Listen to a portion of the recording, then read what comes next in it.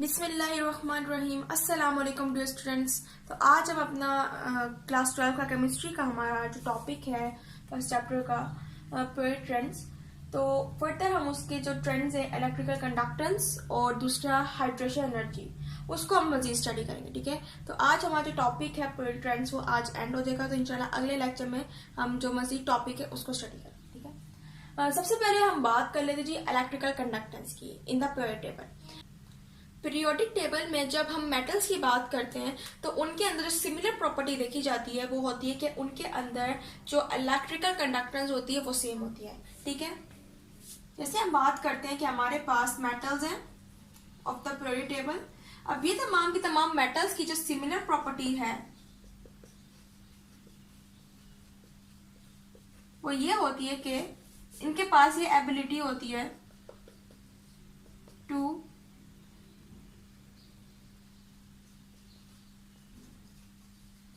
Present the conductivity.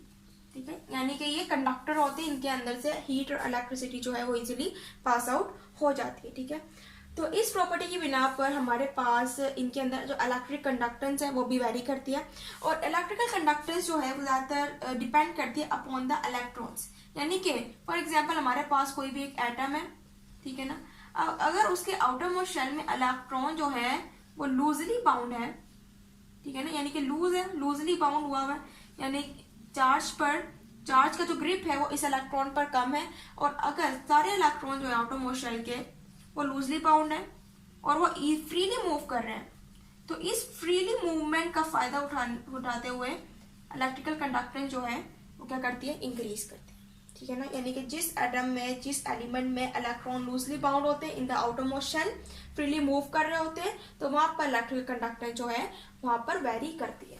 ठीक है, इसी तरह ये ज्यादातर मूव भी कर लेते हैं इनकी मूवमेंट जो है, जब उनकी मूवमेंट की बात करते हैं तो ये आल्सो मूव करते हैं इन द सॉलिड लैटिस, यानी कि बॉन्डिंग के बावजूद भी वो फ्रीली मूव करते हैं, यानी कि इनकी जो बॉन्डिंग होती है वो लूज होती है। तो ऐसे एलिमेंट जो सॉलिड लैटिस में भी मूव करते हैं, मीन्स कि उनकी जो बॉन्डिंग होती है वो लूज होती है और उसमें भी इलेक्ट्रिक कंडक्टेंस जो है वो वेरी करती है।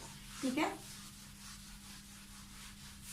इस तरह हम ग्रुप वन है हमारे पास, ठीक है ना, एंड 2 है।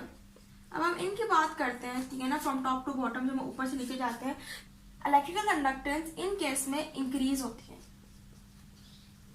ठीक है, अब कैसे इंक्रीज होती है, क्योंकि जब हम फ्रॉम टॉप टू बॉटम जाते हैं तो इनके अंदर इलेक्ट्रॉन्स की अमाउंट जो है वो अफेक्टिवली इंक्रीज हो रही होती है। अब इसकी वजह से इलेक्ट्रॉन की अमाउंट बढ़ने की वजह से इनका जो साइज है वो भी बढ़ रहा होता है, साइज ऑफ एटम वो भी अफेक्टिवली इंक्रीज हो रहा होता है। ठीक है ना, और आउटर मोस्ट शेल जो है वो भी क्या होता है, उसकी अमाउंट भी क्या होती है, ज्यादा हो जाती है। ठीक है, तो इस वजह से ये जो इलेक्ट्रॉन्स हैं इनके ऊपर जो चार्ज होता है, न्यूक्लियर चार्ज, उसकी ग्रिप जो है, इसकी ग्रिप जो है वो ना होने के बराबर हो जाती है। इसकी वजह से इलेक्ट्रॉन जो है फ्रीली मूव करते हैं in the outer most shell, क्योंकि इस चार्ज का जो न्यूक्लियर चार्ज होता है उस पर इलेक्ट्रॉन पर जो ग्रिप होती है वो ज्यादा नहीं होती। ठीक है, यानी कि हमारे पास साइज जो है एक तो वो भी बढ़ जाता है, ठीक है ना, और न्यूक्लियर चार्ज, इसकी वजह से न्यूक्लियर चार्ज जो है वो सिर्फ करीब करीब के इलेक्ट्रॉन्स को ही संभाल पाता है। ठीक है, और जो बाहर वाले इलेक्ट्रॉन्स होते हैं वो फ्रीली मूव कर रहे होते हैं, लूजली बाउंड होते हैं। तो इन केस में हमारे पास electric conductance from top to bottom increase होता है। जैसे हम लिथियम से नीचे जाते हैं सोडियम फिर पोटेशियम की तरफ, तो ये एक एक करके जो है इनमें इंक्रीजमेंट आ रही होती है इन द इलेक्ट्रिकल कंडक्टेंस। ठीक है, इसी तरह हम बात करते हैं ग्रुप 1B की, ठीक है, जो कि हमारे पास हिस्सा है ट्रांजिशन एलिमेंट्स का, जिसको हम नाम देते हैं, इनके मेटल्स को हम नाम देते हैं। ग्रुप 1B में तमाम के तमाम वो एलिमेंट जो कि मेटल्स हैं उनको हम नाम देते हैं कॉइनेज मेटल्स का। अब इन मेटल्स के अंदर एक्स्ट्रा ऑर्डिनरी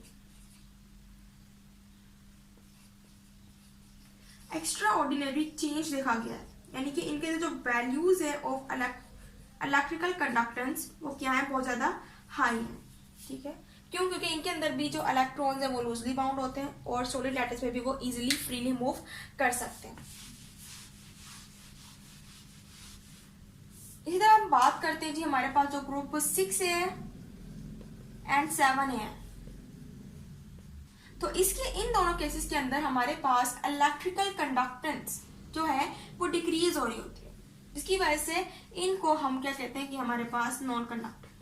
अब डिक्रीज हो रही मीन्स कि इनके अंदर जो इलेक्ट्रिक चार्ज मतलब न्यूक्लियर चार्ज है वो ज्यादा हो रहा है। न्यूक्लियर चार्ज ज्यादा होने की वजह से इलेक्ट्रॉन्स पर ग्रिप ज्यादा हो जाती है न्यूक्लियर चार्ज की, और फिर इलेक्ट्रिक कंडक्टेंस जो है वो भी कम हो जाती है, और फिर ये क्या कहलाते हैं हमारे पास, ये एलिमेंट्स कहलाते हैं नॉन कंडक्टर ऐसा, ठीक है। इसलिए हम इनको कभी भी इलेक्ट्रिकल कंडक्टेंस के उसमें शो नहीं करते, क्योंकि इनकी जो कंडक्टिविटी होती है वो बहुत ज्यादा लो लेवल पे होती है, ठीक है, which is almost equal to 0। अब इलेक्ट्रिकल कंडक्टेंस मुख्तलिफ तरह से वेरी करती है, ठीक है ना, इन द पीरियड टेबल। जैसे हम बात करते हैं कार्बन की, हमारे पास कार्बन इन डायमंड फॉर्म, जब हम डायमंड की फॉर्म में कार्बन को स्टडी करते हैं तो इसमें तमाम के तमाम कार्बन जो है वो टेट्राहेड्रली बाउंडेड होते हैं। मीन्स के टेट्राहेड्रली बाउंड होने का मतलब है कि कार्बन जो है वो मजीद 4 कार्बन के साथ अटैच होता है, और फिर वो कार्बन मजीद 4 कार्बन के साथ क्या होता है, अटैच होता है। तो इनके अंदर कोई भी इलेक्ट्रॉन जो है, कोई भी एटम जो है वो फ्रीली मूव नहीं कर रहा होता, ठीक है ना। तो इसकी वजह से, इस फ्रीली मूवमेंट ना होने की वजह से इनके अंदर बॉन्डिंग जो है बहुत ज्यादा स्ट्रांग होती है, और इस वजह से जो डायमंड की हम बात करते हैं तो उसके अंदर जो इलेक्ट्रिकल कंडक्टेंस है वो ज्यादा स्ट्रांग नहीं होती बल्कि लो होती है।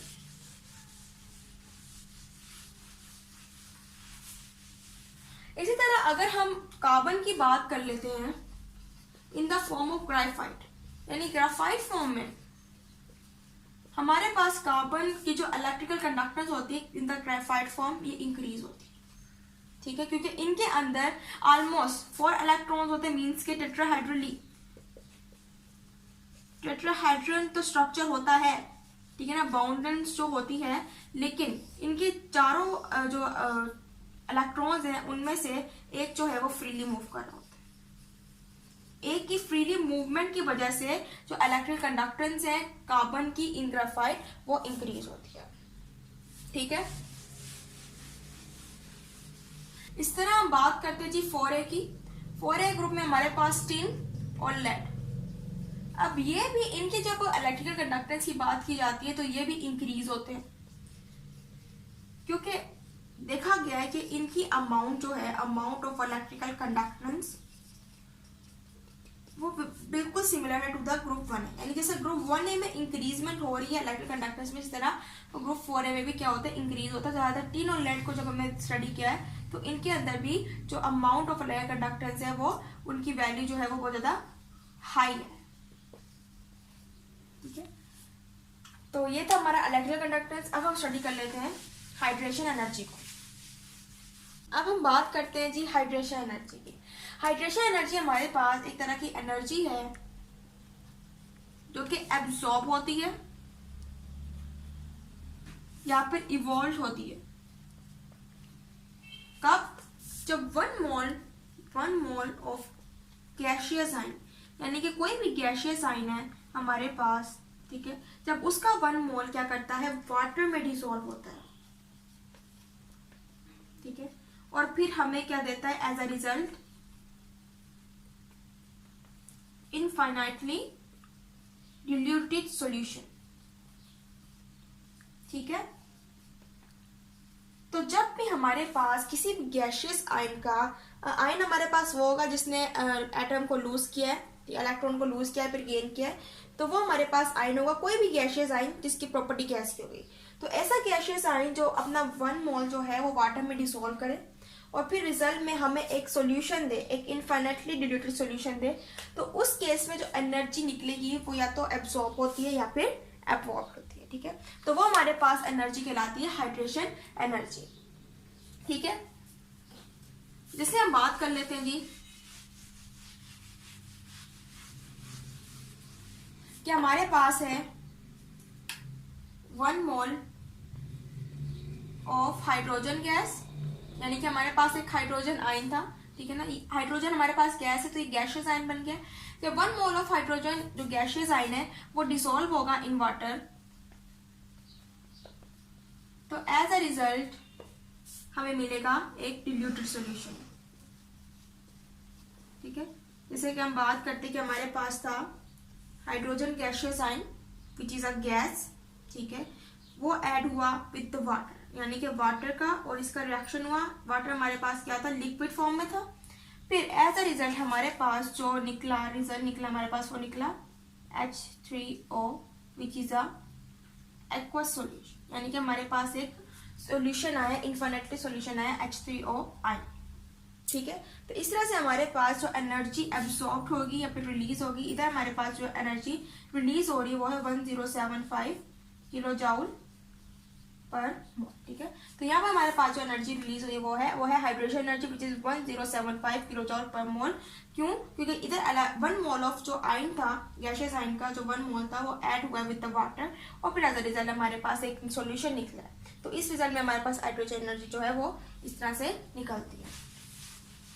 जब हम पीरियोडिक टेबल में यानी कि पीरियोडिक ट्रेंड्स में इसकी बात करते हैं तो हमारे पास हमने देखा है कि डिपेंड करती है upon the hydrogen energy, depend करती है upon the charge to size ratio. ये डिपेंड करती है upon charge to size ratio. जैसे हम बात करते हैं ग्रुप में फॉर एग्जाम्पल हमारे पास 1A ग्रुप है, जब हम from top to bottom move करते हैं हमारे पास चार्ज टू साइज रेशो जो है वो डिक्रीज होती है। अब charge to size ratio decrease होती है, इस वजह से हाइड्रोजन एनर्जी भी डिक्रीज होती है। ठीक है,